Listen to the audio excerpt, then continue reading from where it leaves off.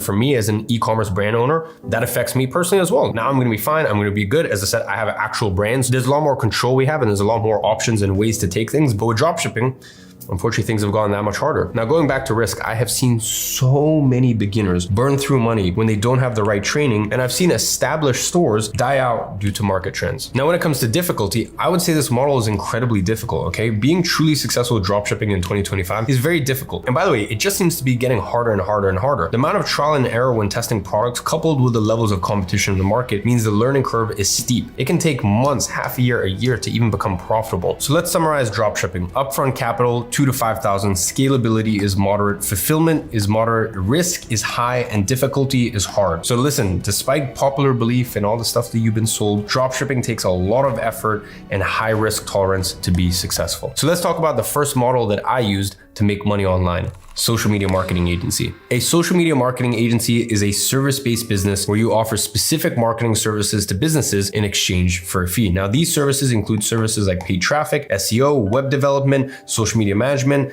as well as lead generation. I have openly said many times that SMMA is one of the best business models for beginners, but let's see how it performs in the 5 categories. So let's talk about upfront capital because this is really where SMMA excels. SMMA is a sweat equity model. It doesn't require thousands of dollars in software or paid ads to keep upfront costs low. All you need to get started is a laptop, Wi-Fi, and some basic software. It's very cheap to start. Now, one thing that SMMAs aren't particularly good at is scalability. Agencies can be scaled, but it comes at a cost. Because it's a service-based business, every additional client adds more work and more complexity. And there becomes a point where agencies become so complex that simply the extra juice just isn't worth the squeeze. And that's why for so many years, I kept telling people, agency is a great business model to get to 10K a month. If you go look at my YouTube channel, I wasn't telling people you're gonna make 100K a month, any huge numbers. I just said, listen, if you want to have a great lifestyle business to make 5K, 10K, 15, even upwards of 20K a month, great business model. Scaling past there, becomes a little tricky. Now let's talk about fulfillment. You see, fulfilling the services you provide when running an agency can be pretty simple due to contractor arbitrage,